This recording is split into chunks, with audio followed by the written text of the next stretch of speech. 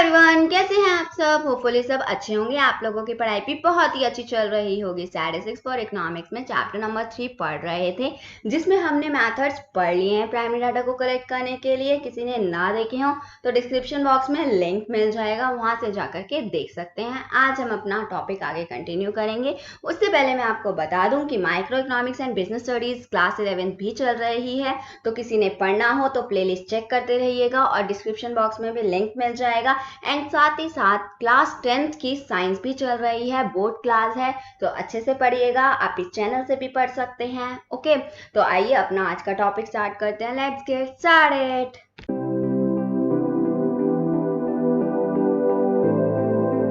हमने last session में क्या डिस्कस किया था? हमने डिस्कस किया था कि क्वेश्चनेरे के बारे में डिस्कस किया था कि questionnaire filled by enumerator and mail questionnaire, इन सब के बारे में डिस्कस किया था। ये हमारा मेथड था प्राइमरी डाटा को कलेक्ट करने का।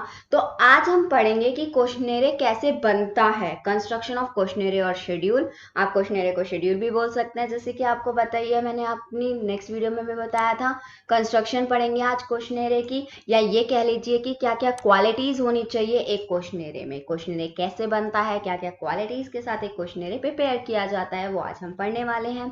तो आइए अपना पहले पॉइंट से स्टार्ट करते हैं। पहला पॉइंट है मेरा कवरिंग लेटर। मैंने आपको बताया था जब क्वेश्चनेरे जाता है रिस्पोंडेंट के पास तो क्या होता है, उसमें कवरिंग लेटर भी साथ में जाता है, मेल किया जाता है। उस कवरिंग लेटर में क्या लिखा होता है, इस सर्वे को करने का पर्पस और ऑब्जेक्टिव लिखा होता है, क्यों ये सर्वे हो रहा है। और ये भी बोला जाता है रिस्पोंडेंट को कि आप जो भी इंफॉर्मेशन देंगे वो आपकी क्या रखी जाएगी, सीक्रेट रखी जाएगी। ठीक है, वही आपका कवरिंग लेटर होता है। इसके बारे में बताया था मैंने। तो सबसे पहले हम कवरिंग लेटर के बारे में पढ़ते हैं कि पहला क्वेश्चनेरे के साथ जो कवरिंग लेटर जाता है वो कैसा होना चाहिए। A very polite covering letter should be sent to the respondent along with the questionnaire। बहुत पोलाइट कवरिंग लेटर जाता है हमारे रिस्पोंडेंट के पास क्वेश्चनेरे के साथ में। पोलाइट यानी कि जिसमें हमारा पर्पस लिखा होता है, ऑब्जेक्टिव लिखा होता है इस सर्वे को करने का, इस क्वेश्चनेरे को बनाने का। ठीक है, तो पहला पॉइंट हमारा जो कवरिंग लेटर में होता है वो क्या होता है, it should be clearly explain in brief. Brief में लिखा होना चाहिए कि क्या ऑब्जेक्टिव है और क्या स्कोप है इस सर्वे को करने का। नेक्स्ट पॉइंट है हमारा, it should ensure respondent about the secrecy. और उस कवरिंग लेटर में ये भी होना चाहिए कि ऐसा लिखा होना चाहिए कि रिस्पोंडेंट एंश्योर हो जाए कि ये जो डाटा मैं दे रहा हूँ ये क्या रखा जाएगा, सीक्रेट रखा जाएगा।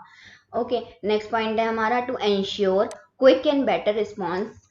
क्विक एंड बेटर रिस्पॉन्स को पाने के लिए रिस्पोंडेंट में ऑल्सो भी offer certain incentive, free gifts और कूपन्स। कई बार क्या हो जाता है, कवरिंग लेटर में बता देते हैं कि अगर आप जल्दी से जल्दी जो इसको जल्दी से जल्दी फिल करके देगा, जो पहला होगा, हम 10 लकी विनर्स निकालेंगे, कूपन्स देंगे या फ्री गिफ्ट्स देंगे, जिससे कि बेटर रिस्पॉन्स मिले, अच्छा रिस्पॉन्स मिले। तो इसके लिए हम क्या करते हैं, ये काम भी हम कवरिंग लेटर में ही मेंशन कर देते हैं। ओके, ये था आपका फर्स्ट पॉइंट।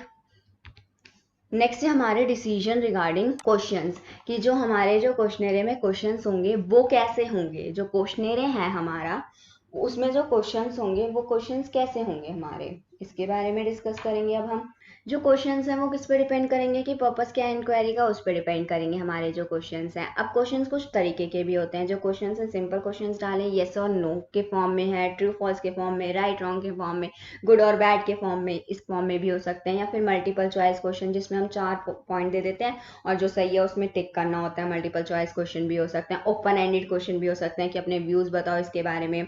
तो इस तरीके के क्वेश्चंस डाले जा सकते हैं। तो देख लेते हैं कौन कौन से क्वेश्चन है हमारे क्वेश्चनेरे के अंदर। जो क्वेश्चंस डल सकते हैं वो कैसे हैं। पहला पॉइंट है simple alternative question. Simple alternative question में क्या होता है, हमारा आंसर यस या नो में आता है।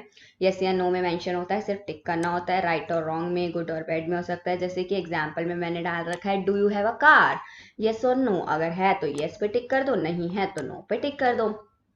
इस तरीके के क्वेश्चन सिंपल ऑल्टरनेटिव क्वेश्चंस होते हैं, जिसमें येस, नो, राइट, रॉन्ग और गुड और बैड होता है। ठीक है, नेक्स्ट है हमारा multiple choice questions. Multiple choice questions तो आपके क्वेश्चन पेपर में भी आते हैं, आपके एग्जाम्स में भी आते हैं, जिसमें आपको 4 ऑप्शन दिए होते हैं। बेस्ट ऑल्टरनेटिव आपको चूज करना होता है कि चारों में से जो बेस्ट होगा वो पे हम टिक लगा देते हैं, जो सही होगा। In such a question the possible answers possible answers are printed in the questionnaire. Questionnaire में पॉसिबल आंसर्स 4 ऑप्शन दिए होंगे हमें। Respondent is suppose to tick any one of them, चारों में से कोई भी एक टिक कर देगा। जैसे कि मैंने आपको यहाँ पे एग्जाम्पल भी दिया हुआ है।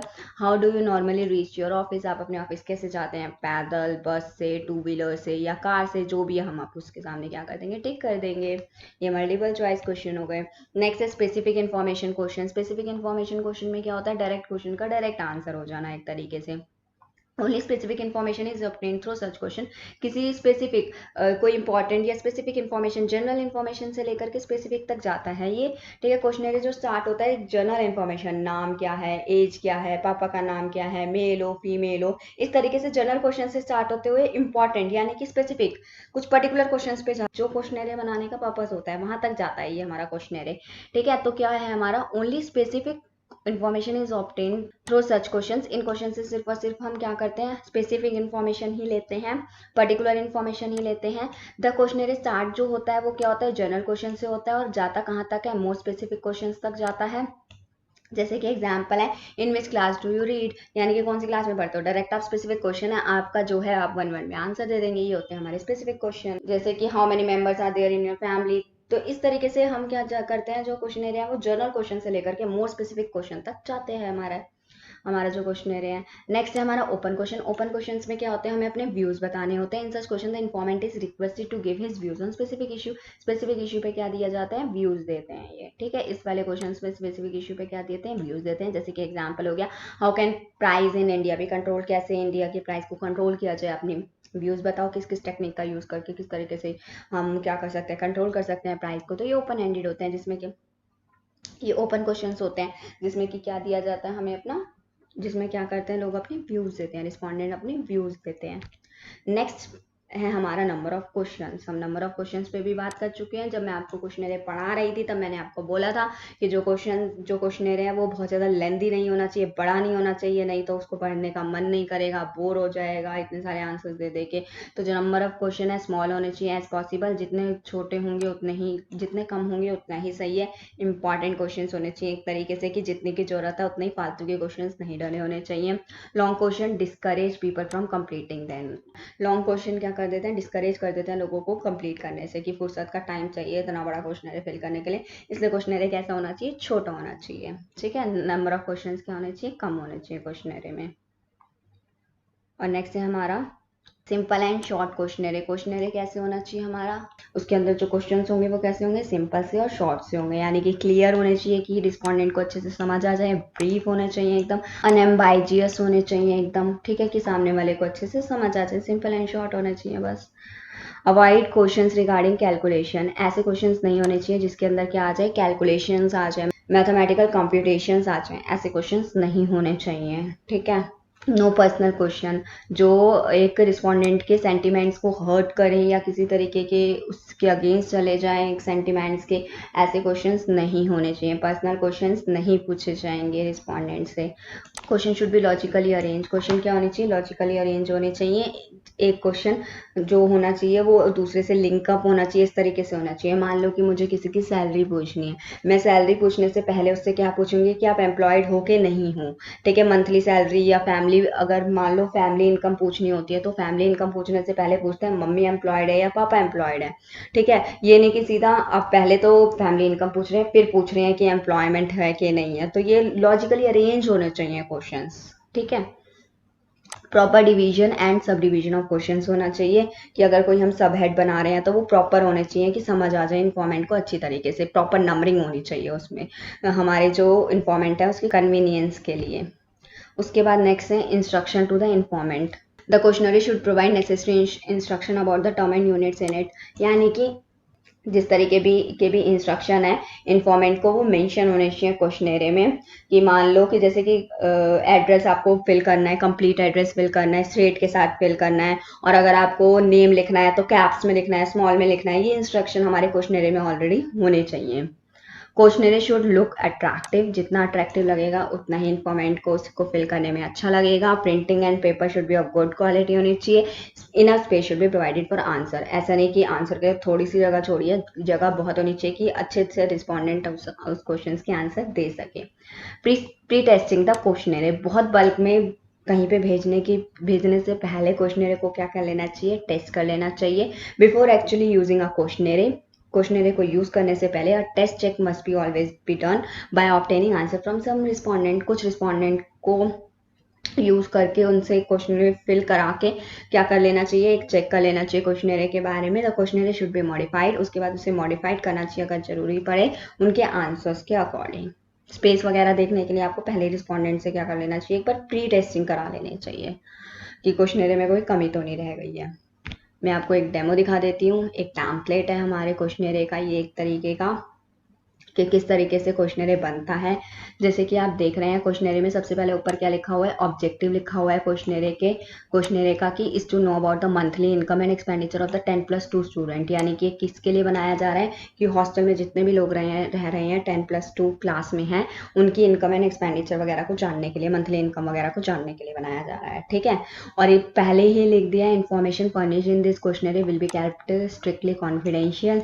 ये आप कह सकते हैं कि ये कवरिंग लेटर है जिसमें ऑलरेडी लिखा हुआ है कि ये इन्फॉर्मेशन आपकी कॉन्फिडेंशियल रहेगी, सिर्फ और सिर्फ present, the information will be use only for present investigation के लिए करी जा रही है about the monthly income and expenditure of the 10+2 student living in the hospital.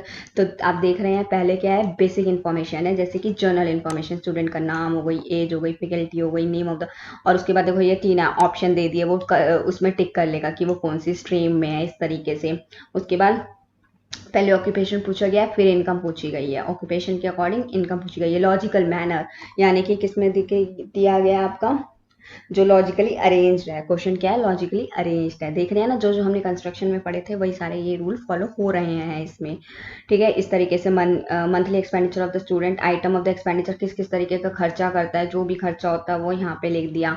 और अगर व्यूज हैं तो देखो व्यूज के लिए लास्ट में कि जिसमें हमारे जो ओपन क्वेश्चन होते हैं उसमें व्यूज बता सकते हैं ना हम, तो उसमें क्या है, can you save anything from your monthly income if yes under which of the above noted, कि किस तरीके से आप अपनी इनकम को सेव करते हो, अगर करते हो तो कौन कौन से खर्चों को बता के कितना करते हो। If your monthly income is not enough how do you propose to increase it, कैसे इसे बढ़ाना चाहते हो। और देखो येस और नो के भी क्वेश्चन दे रखे हैं कि येस नो पे टिक कर लो। इस तरीके से हमारा क्वेश्चनरी प्रिपेयर किया जाता है। आज हमने पढ़ लिया है कंस्ट्रक्शन ऑफ क्वेश्चनरी क्या होता है। नेक्स्ट हम अपना सेकेंडरी डाटा को किस तरीके से कलेक्ट किया जाता है उसके बारे में पढ़ेंगे। तब तक के लिए bye bye, enjoy your life.